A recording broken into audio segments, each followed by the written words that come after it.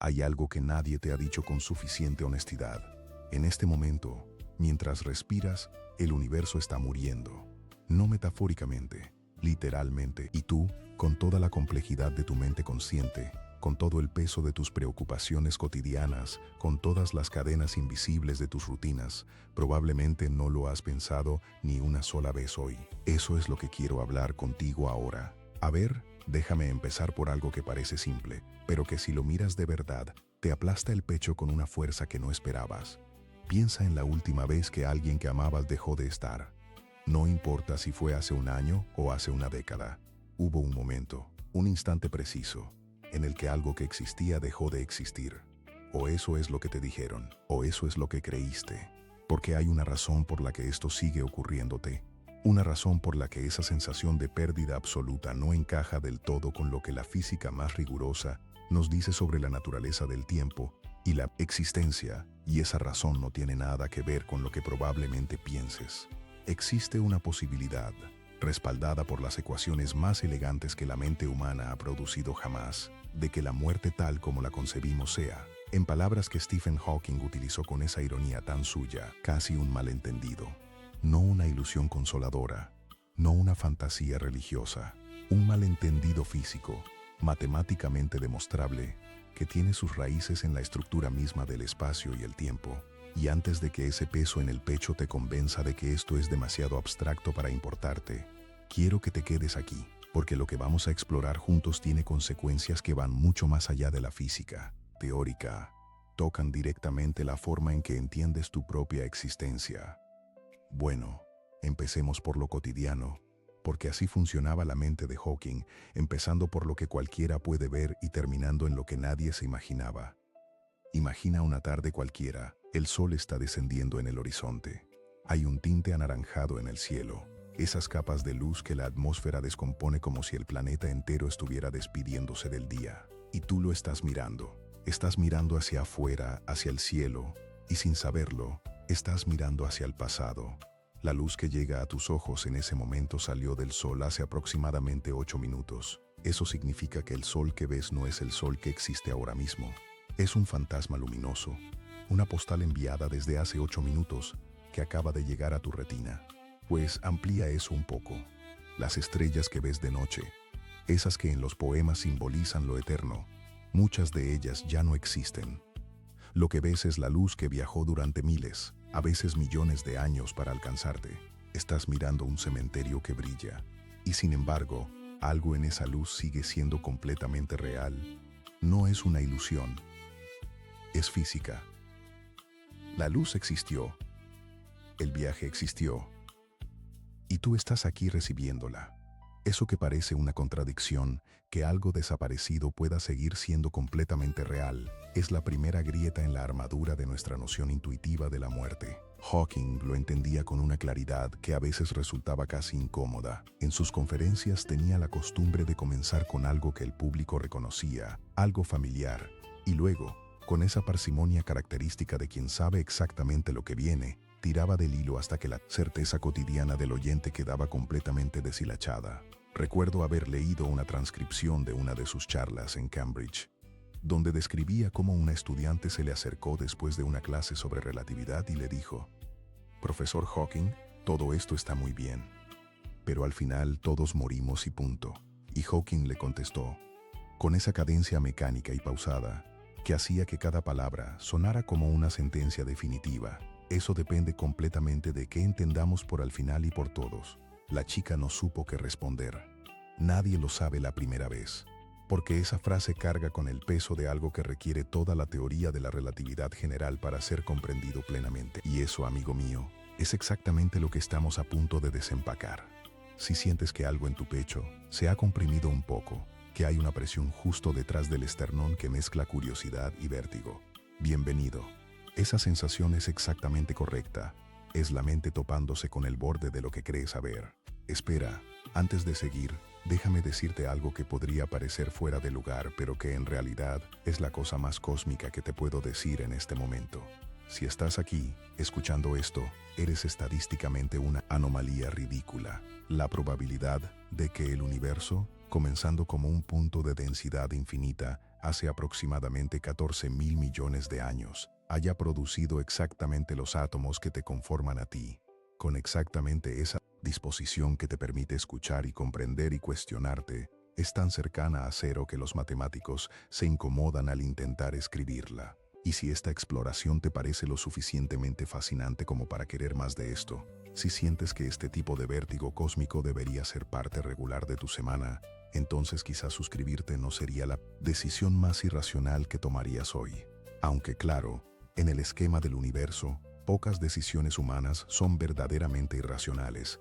La mayoría son simplemente inevitables. Déjalo en los comentarios cuántas veces has mirado el cielo nocturno y pensado que algo ahí arriba no encaja con lo que te enseñaron. Ahora bien, volvamos al peso real de todo esto, porque hay un conflicto aquí que la mayoría de las personas nunca se permite sentir de verdad, y ese conflicto es la diferencia entre vivir y simplemente existir dentro de una burbuja de ignorancia muy bien tapizada. La humanidad, como especie, tiene una capacidad extraordinaria para construir pequeños mundos interiores donde los grandes problemas no existen. Nos especializamos en ello. Creamos rutinas que funcionan como blindaje contra la magnitud de lo que somos y de dónde venimos. Y en cierta forma, eso es comprensible. La carga de contemplar el cosmos todos los días sin preparación filosófica o científica sería paralizante. Pero hay un precio que Hawking describía con esa mezcla suya de rigor y paciencia un tanto exasperada con la condición humana. Cuando vivimos completamente desconectados de la realidad cósmica de nuestra existencia, cuando nunca nos preguntamos seriamente qué es el tiempo, qué significa existir, qué implica la física de nuestro propio surgimiento, entonces tomamos decisiones como especie que son ciegas de una manera fundamental. Decisiones sobre nuestro futuro, sobre hacia dónde dirigimos el conocimiento, sobre qué consideramos valioso. Y esas decisiones, tomadas desde la ignorancia de lo que somos, pueden tener consecuencias que se extienden mucho más allá de cualquier crisis política o económica. Déjame ponerte una carga concreta sobre los hombros, porque las cadenas abstractas no se sienten. La relatividad de Einstein, esa teoría que Hawking dedicó su vida a explorar, extender y cuestionar, nos dice algo que debería cambiar para siempre la manera en que entendemos la finitud. Nos dice que el tiempo no es un río que fluye igual para todos. No es una corriente universal y objetiva que arrastra todo en la misma dirección a la misma velocidad. El tiempo es relativo, dependiente de la velocidad a la que te mueves, dependiente de la curvatura del espacio a tu alrededor, dependiente de la gravedad que sientes bajo tus pies. Esto no es poesía. Es física medida, verificada, aplicada. El GPS de tu teléfono, ese aparato absolutamente mundano que usas para encontrar una pizzería, funciona correctamente porque los ingenieros que lo diseñaron tuvieron que corregir las ecuaciones relativistas. Los satélites que lo alimentan están en órbita donde la gravedad es más débil, lo que significa que sus relojes avanzan más rápido que los nuestros en la superficie. Si no se hiciera esa corrección, el error acumulado sería de varios kilómetros por día. La relatividad no es una hipótesis académica. Es la base de la tecnología que usas para no perderte camino al supermercado. Pues, si el tiempo mismo cambia según la situación física del observador, ¿qué significa exactamente que algo termine? Ahora, reforcemos ese vértigo, porque la realidad es más oscura y más extraña de lo que cualquier intuición cotidiana puede prepararte para recibir. Dentro del marco de la relatividad general, el universo no es una serie de eventos que ocurren y luego desaparecen.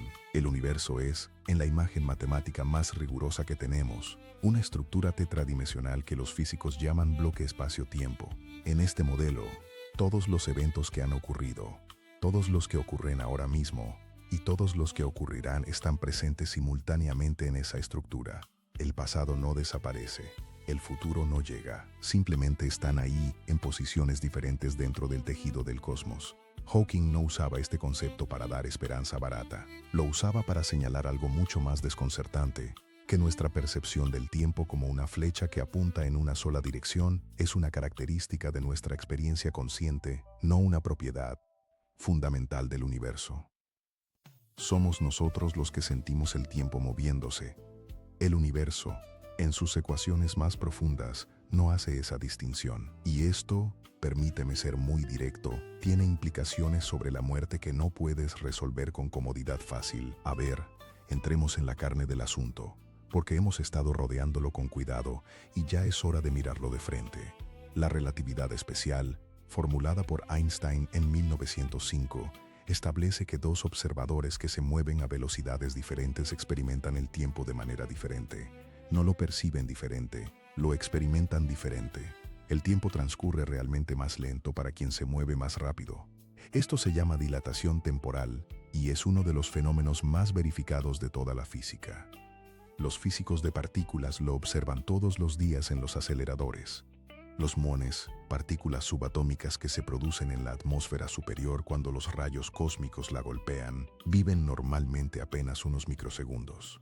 Pero cuando los medimos llegando a la superficie terrestre, viajan tan rápido que su tiempo interno se ha dilatado lo suficiente para que lleguen antes de desintegrarse. Desde su propio marco de referencia, apenas vivieron esos microsegundos. Desde el nuestro, vivieron mucho más. Bueno, aquí viene la pregunta que no puedes evitar si eres honesto. Si el tiempo transcurre más lento cuanto más rápido te mueves, ¿qué ocurre en el límite? ¿Qué ocurre cuando te acercas a la velocidad de la luz? El tiempo se comprime hasta casi detenerse, y en el límite absoluto, en la velocidad de la luz misma, el tiempo no transcurre en absoluto para el objeto que se mueve a esa velocidad. Un fotón de luz no envejece. Desde su propio punto de vista, si pudiéramos hablar de punto de vista para un fotón, el momento en que fue emitido y el momento en que es absorbido son el mismo instante. No pasa tiempo entre nacer y morir. La distancia entre esos dos eventos, aunque para nosotros sean miles de millones de años luz, para el fotón es cero. ¿Sientes el peso de eso? Esa presión en el pecho que estoy describiendo no es dramaturgia. Es la consecuencia lógica de tomarse en serio lo que la física dice. El tiempo, esa cadena que creemos que nos arrastra inexorablemente hacia la muerte, depende completamente del marco de referencia desde el que se observa. Y eso significa que la pregunta de cuándo algo termina no tiene una respuesta universal. Depende de quién pregunta y desde dónde. Déjame ir más profundo, porque hay una capa adicional que Hawking encontraba particularmente fascinante y que tiene que ver con los agujeros negros, esas regiones del espacio-tiempo donde la gravedad es tan extrema que nada, ni siquiera la luz, puede escapar. Cerca del horizonte de eventos de un agujero negro, la dilatación temporal alcanza proporciones que desafían cualquier intuición. Para un observador externo, alguien que está lejos del agujero negro y lo está mirando, una persona que cae hacia él parece desacelerarse progresivamente. Los fotones que emite mientras cae llegan al observador cada vez más espaciados, cada vez más desplazados hacia el rojo. El proceso de caída, desde el punto de vista externo, nunca termina del todo. La persona que cae parece congelarse justo en el horizonte, su imagen desvanecida pero técnicamente presente para siempre. Desde el punto de vista de la persona que cae, la experiencia es completamente diferente. Cruza el horizonte en tiempo finito, sin sentir nada especial en el momento del cruce, y continúa hacia el interior. Dos observadores, un mismo evento. Dos experiencias del tiempo radicalmente incompatibles entre sí. ¿Cuál es la verdadera? En relatividad, la respuesta es incómoda. Ambas. No hay un tiempo absoluto y objetivo que arbitre entre ellas. El universo no tiene un reloj central que todos los observadores compartan. Hawking llevó esto más allá con su trabajo sobre la radiación que lleva su nombre, la radiación de Hawking. Y ahí es donde el asunto se vuelve verdaderamente desconcertante respecto a la información y la existencia. Según los principios de la mecánica cuántica, la información no puede destruirse. Es uno de los axiomas más sagrados de la física cuántica. Nada puede simplemente dejar de existir en términos de información. Pero los agujeros negros parecían tragarse todo y no devolver nada. Hawking demostró que los agujeros negros en realidad sí emiten radiación y que eventualmente se evaporan. Pero la pregunta que lo obsesionó durante décadas fue esta: ¿qué pasa con la información de todo lo que cayó al agujero negro? ¿Se destruye?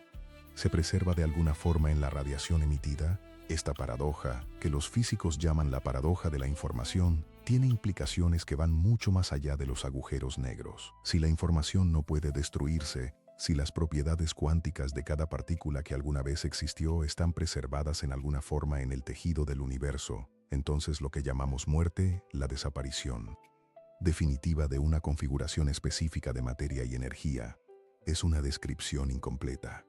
Las partículas no desaparecen.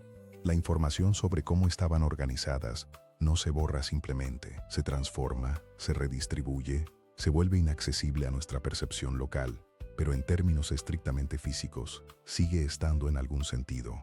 Pues, no te estoy prometiendo la inmortalidad. Hawking no era dado a ese tipo de consuelo barato, y yo tampoco lo voy a hacer. Lo que estoy describiendo no es un alma que persiste más allá del cuerpo. Es algo más extraño y más riguroso que eso. La posibilidad de que el marco conceptual dentro del cual definimos la muerte sea, físicamente hablando, demasiado estrecho para capturar lo que realmente ocurre. La muerte como el fin absoluto de algo es una idea intuitiva, no una conclusión científica, y la intuición, como Hawking gustaba señalar con esa sequedad tan suya, ha sido históricamente una guía bastante poco fiable para entender el universo. Déjame pensar un momento cómo articular el núcleo de esto de la manera más honesta posible. Dentro del modelo de universo bloque que emerge de la relatividad general, cada evento, cada momento de existencia, cada instante de conciencia que hayas tenido, no desaparece. Está ahí, en su lugar dentro del tejido tetradimensional del espacio-tiempo, tan permanentemente como el punto de inicio del Big Bang. Lo que cambia no es que esos eventos dejen de existir. Lo que cambia es nuestra relación con ellos desde nuestra posición en el tiempo. Nos alejamos de ellos, pero alejarse no es lo mismo que borrar. Hawking usaba una analogía que encuentro particularmente útil. Piensa en un mapa. En un mapa, todos los lugares existen simultáneamente. Madrid, Tokio, la Antártida, están todos ahí en el mismo papel, en el mismo instante. Que tú estés en un lugar específico no significa que los demás hayan desaparecido. Simplemente no estás en ellos ahora mismo. El espacio-tiempo funciona de manera análoga con el tiempo. Todos los momentos están en el mapa cósmico. Que tu conciencia esté ubicada en este instante específico no significa que los otros instantes hayan dejado de existir. Significa que no estás en ellos ahora mismo. El instante en que naciste, el instante en que tuviste tu primer recuerdo consciente, el instante en que alguien que amabas respiró por última vez, todos esos instantes siguen siendo parte del tejido del universo. No se han ido a ningún lado.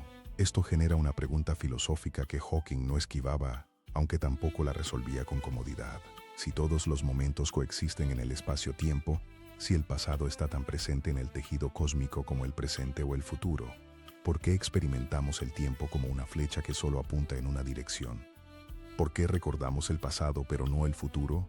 ¿Por qué envejecemos en lugar de rejuvenecer? La respuesta está en la entropía, y aquí llegamos a uno de los conceptos más oscuros y más inevitables de toda la física. La segunda ley de la termodinámica es, en palabras que Hawking repetiría con frecuencia, la ley más democrática y más cruel del universo. No hace excepciones. No le importa si eres una estrella de neutrones o un ser humano consciente. La entropía, el desorden, la tendencia de los sistemas a evolucionar desde estados ordenados hacia estados más caóticos, siempre aumenta en el universo como conjunto. Siempre. Y es esta tendencia la que da al tiempo su dirección percibida. El tiempo fluye hacia adelante porque el universo fluye hacia un mayor desorden. Un vaso que se rompe no se reensambla solo. Un ser vivo que muere no revierte el proceso espontáneamente. La flecha del tiempo no es una propiedad fundamental del espacio-tiempo, es una consecuencia estadística de la segunda ley de la termodinámica. Pero, y este pero es crucial, eso no significa que los eventos en el pasado hayan desaparecido de la estructura del espacio-tiempo. Significa que no podemos volver a ellos desde nuestra posición en el presente. La asimetría es en la dirección del viaje, no en la existencia de los destinos. Ahora bien, ¿qué significa todo esto para la humanidad como proyecto colectivo? Porque Hawking nunca se quedaba en lo abstracto por el placer de lo abstracto. Era un hombre que pensaba en consecuencias. Y aquí llegamos a la escalada más oscura de todo lo que hemos hablado. Si la humanidad no desarrolla una comprensión profunda de su realidad cósmica, si seguimos viviendo como si el tiempo fuera una abstracción filosófica irrelevante para las decisiones prácticas, si seguimos mirando el universo como un decorado lejano que no tiene nada que ver con quiénes somos y hacia dónde vamos, entonces nos enfrentamos a algo mucho más concreto y mucho más aterrador que la muerte individual. Hawking lo advertía con una urgencia que se intensificó conforme avanzaba su vida. Quizás precisamente porque él mismo tenía una relación con el tiempo y el cuerpo que ninguno de nosotros podía imaginar. Era un hombre que dependía de una máquina para hablar, que no podía mover prácticamente ninguna parte de su cuerpo y que sin embargo producía ideas que expandían la comprensión humana del cosmos. Si alguien entendía la fragilidad de la existencia y al mismo tiempo su extraordinaria capacidad de trascendencia a través del conocimiento, ese era él. Lo que advertía era esto: la Tierra es frágil, nuestro clima es frágil, nuestra biosfera es un equilibrio delicado que en términos cósmicos dura un instante. Las amenazas que enfrentamos como especie, desde el cambio climático hasta el impacto de asteroides, desde las pandemias hasta nuestras propias tendencias autodestructivas, requieren para ser resueltas algo que ninguna generación anterior ha tenido que movilizar en su totalidad: una perspectiva verdaderamente cósmica sobre lo que somos y lo que podemos perder. Y si no la desarrollamos, si seguimos confinados en esa burbuja de ignorancia cómoda, si seguimos pensando que el universo es demasiado grande y complicado para importar en nuestra vida cotidiana, entonces la consecuencia más probable es que el experimento de la conciencia humana termine, no con el dramático bang de una supernova, sino con el lento y vergonzoso murmullo de una especie que tuvo la capacidad de entender el cosmos y eligió no usarla. Eso sería, en opinión de Hawking, y es una opinión que comparto con el peso de todo lo que hemos explorado hoy, el verdadero final. No la muerte física, que la física relativista ya nos ha enseñado a ver con más matices, sino la extinción de la capacidad de comprender. Eso es lo que no tiene retorno. Eso es lo que no aparece en ningún mapa del espacio-tiempo porque simplemente no dejaría información suficiente para ser rastreado. Pero claro, hay también una salida de esa oscuridad, y aquí es donde la disertación de Hawking siempre encontraba su giro hacia algo que, sin ser optimismo ingenuo, era profundamente electrizante. Porque la misma física que nos muestra la fragilidad también nos muestra la posibilidad, y esa posibilidad tiene una elegancia que merece ser explorada con toda la atención que podemos darle. Regresemos al espacio-tiempo y a lo que la relatividad nos dice sobre el movimiento hacia adelante, porque hay un aspecto de la dilatación temporal que tiene consecuencias prácticas para el futuro de la especie que van más allá de lo teórico. Cuando un objeto se mueve a alta velocidad, su tiempo interno se ralentiza en relación al tiempo externo. Esto significa que, en principio, un viajero que se moviera a una fracción significativa de la velocidad de la luz podría cruzar grandes distancias en lo que para él sería un tiempo razonable, mientras que afuera, en el universo que deja atrás, pasarían decenas o cientos o miles de años. El tiempo del viajero no se detiene, pero fluye a un ritmo diferente al del universo circundante. Y eso, para una especie que algún día quiera explorar más allá de su sistema solar, es la única ventana de posibilidad que existe. Hawking hablaba de esto no como ciencia ficción, sino como ingeniería futura. Decía que los desafíos eran colosales, que la energía requerida para acelerar una nave tripulada a una fracción significativa de la velocidad de la luz era absurdamente mayor que cualquier fuente de energía que actualmente tengamos, que los problemas de protección contra la radiación y las partículas del espacio interestelar eran extraordinariamente difíciles. Pero también decía que una especie que no tiene la ambición de resolver esos problemas es una especie que ha decidido quedarse en casa hasta que la casa se derrumbe. Y las casas, en términos cósmicos, siempre se derrumban eventualmente. Hay otro aspecto de la relatividad que quiero que visualices, porque creo que es el más hermoso y el más aterrador simultáneamente: la curvatura del espacio-tiempo. Einstein demostró que la materia no se limita a existir en el espacio. La materia curva el espacio a su alrededor. La gravedad no es una fuerza en el sentido clásico newtoniano, como si hubiera una mano invisible jalando los objetos entre sí. La gravedad es la geometría del espacio-tiempo curvo que los objetos siguen naturalmente. La Tierra no jala a la Luna. La Tierra curva el espacio-tiempo a su alrededor y la Luna simplemente sigue el camino más recto posible dentro de ese espacio curvo que resulta ser una órbita. Esto fue verificado de manera espectacular en 1919, cuando Arthur Eddington midió la deflexión de la luz estelar durante un eclipse solar. La luz de una estrella lejana, al pasar cerca del Sol, se curvó exactamente la cantidad que Einstein había predicho. La luz, que no tiene masa, siguió la curvatura del espacio-tiempo producida por la masa del Sol. El universo era, de repente, algo completamente diferente a lo que Newton había imaginado. No un escenario fijo con objetos moviéndose dentro de él, sino una tela dinámica cuya geometría es inseparable de su contenido. ¿Y qué tiene que ver esto con la muerte? Todo, porque si el espacio-tiempo es una tela dinámica, y si todos los eventos están inscritos en esa tela como marcas permanentes, entonces la pregunta de qué es real y qué ha desaparecido adquiere una dimensión completamente diferente. Las marcas no desaparecen de la tela, simplemente porque ya no las estemos creando activamente. La tela las contiene. La tela es, en un sentido que los físicos debaten con intensidad, la forma más permanente de existencia que conocemos.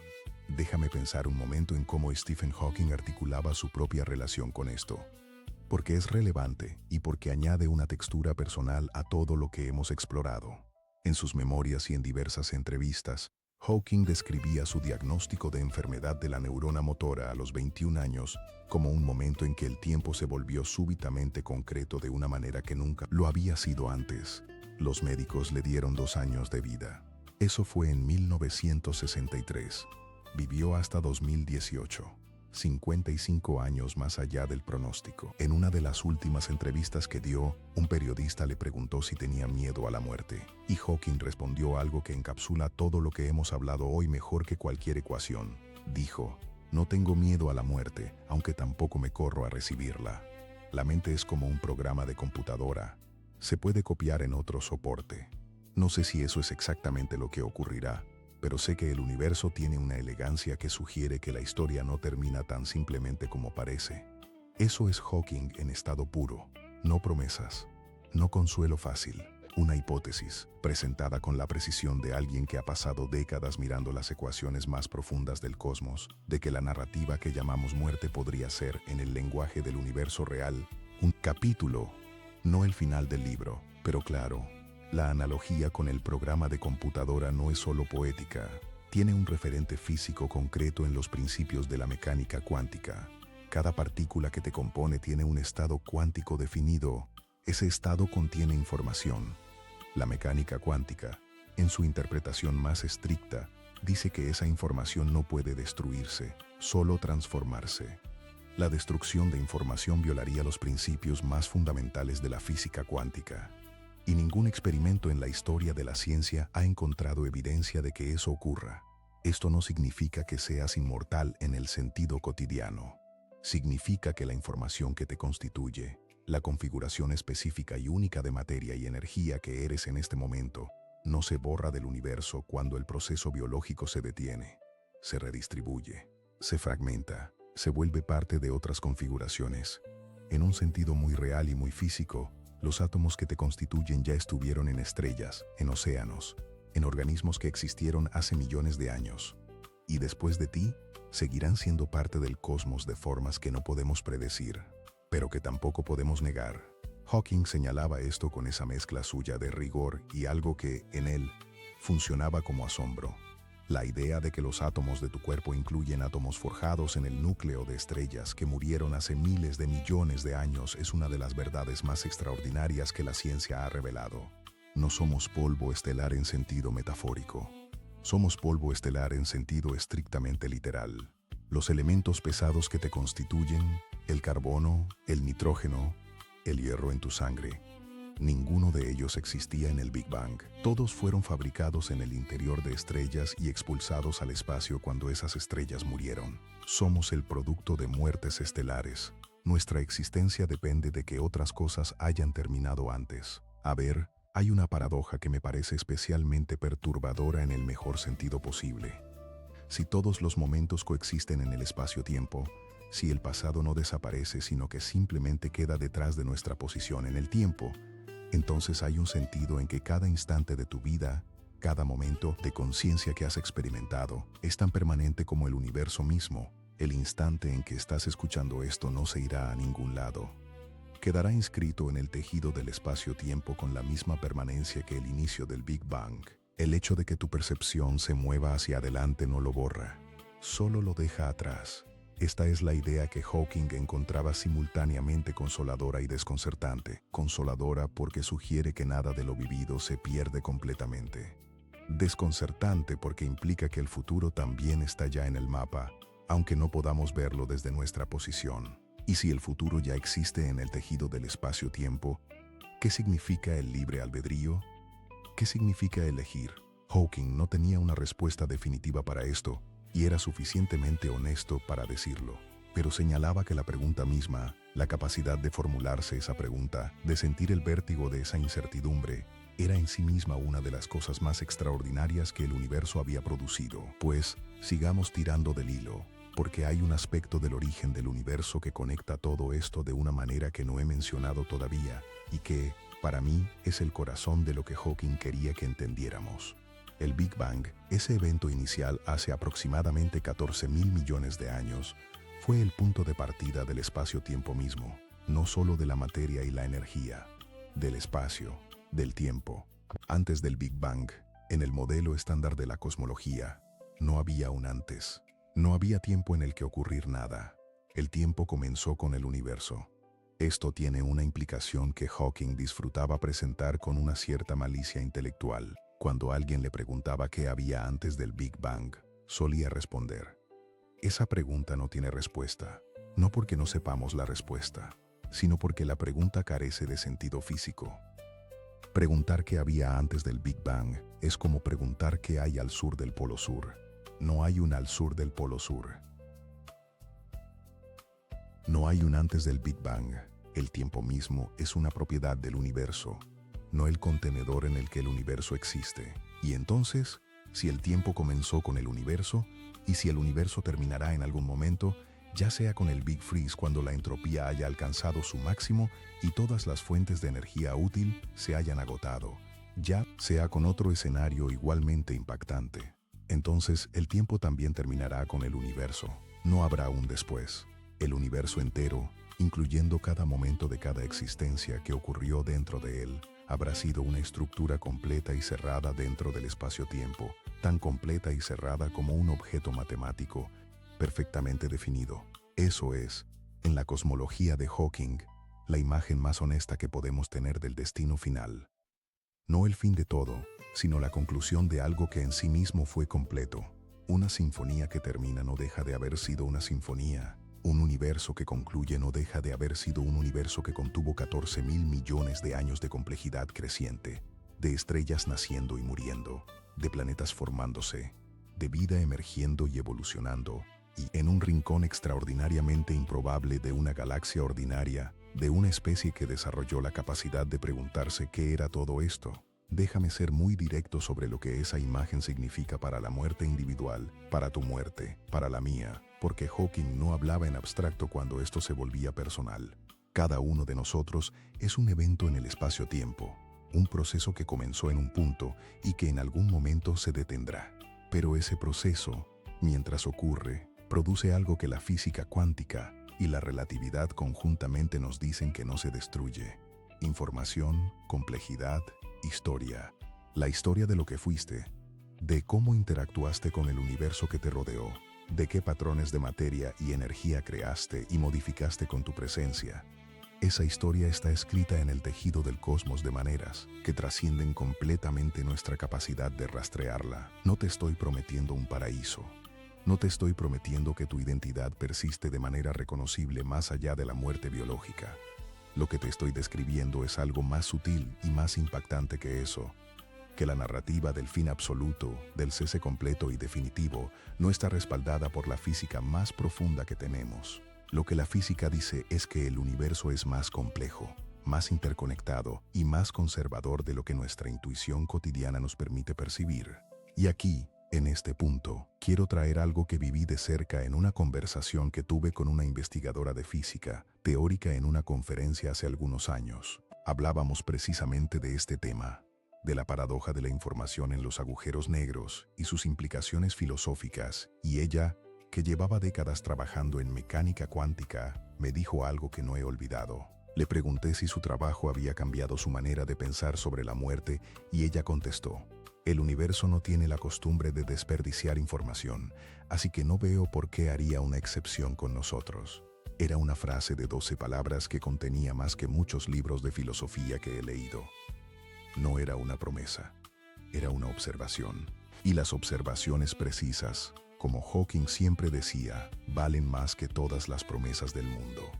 Bueno, abramos ahora la pregunta que hemos estado rodeando desde el principio, esa que el universo lleva planteada desde que la primera mente consciente se dio cuenta de que era consciente y que podría terminar de serlo. ¿Es posible, desde la física, hablar de una continuidad más allá de lo que llamamos muerte? La respuesta honesta es que depende de cómo defines continuidad. Si la defines como la preservación de un flujo continuo de conciencia subjetiva, la física actual no tiene una respuesta definitiva, entre otras cosas porque la conciencia misma es uno de los problemas más difíciles y menos resueltos de toda la ciencia. Si la defines como la preservación de la información que constituye un sistema complejo, la física cuántica dice que sí, que esa información no puede destruirse. Hawking era cuidadoso con esto. No hacía afirmaciones que sus ecuaciones no pudieran sostener, pero sí señalaba con consistencia que nuestra comprensión de la conciencia, de lo que es, de cómo surge de la materia, de por qué la materia organizada de cierta manera produce experiencia subjetiva, era todavía tan incipiente que cualquier conclusión definitiva sobre lo que le ocurre a esa experiencia cuando el sistema biológico se detiene sería prematura.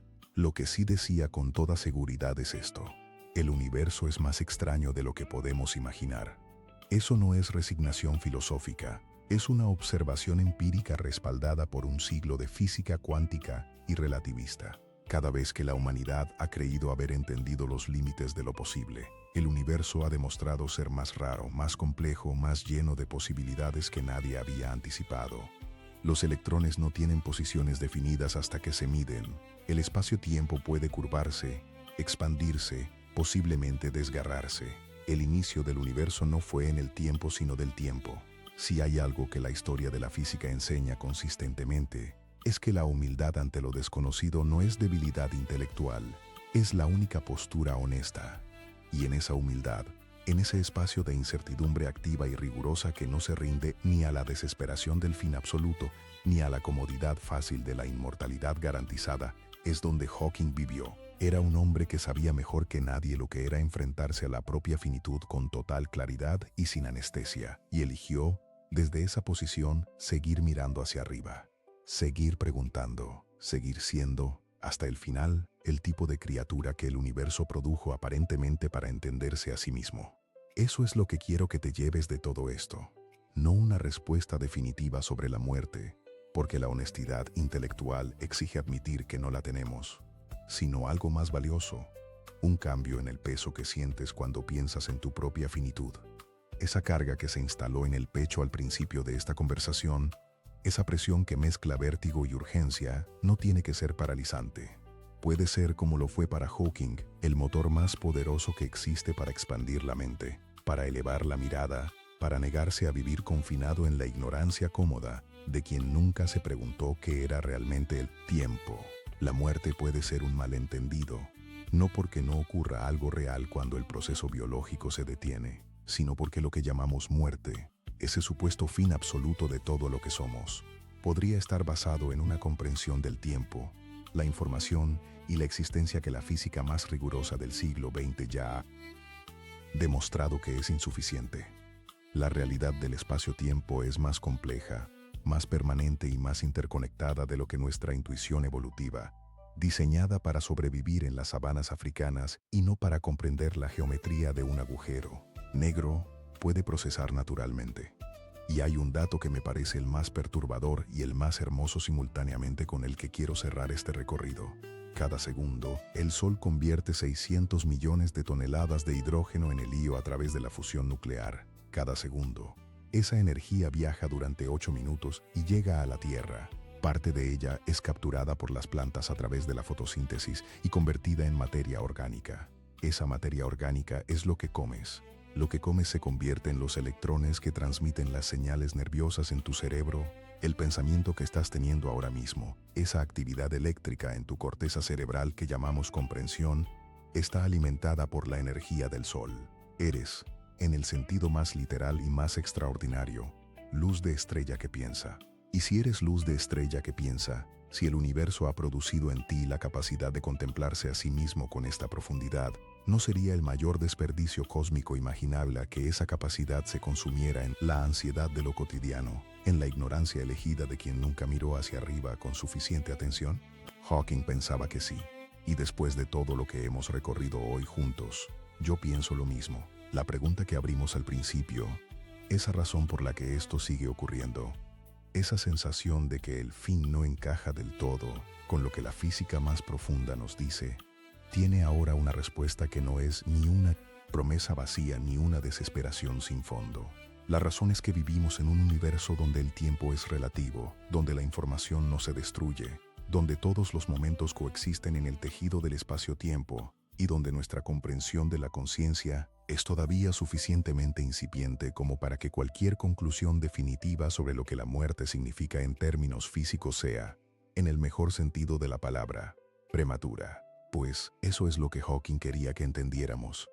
No que todo va a estar bien, sino que el universo es más vasto, más extraño y más lleno de posibilidades de las que cualquier certeza prematura puede contener, y que la mente humana, esa anomalía improbable en un rincón ordinario del cosmos, tiene la capacidad y la responsabilidad de seguir preguntando, seguir mirando, seguir siendo exactamente lo que el universo tardó 14.000 millones de años en producir. La única cosa que conocemos que puede mirar hacia atrás al Big Bang, entenderlo aunque sea parcialmente, y preguntarse qué significa todo esto. Eso no es poco. Eso, en términos cósmicos, lo es todo.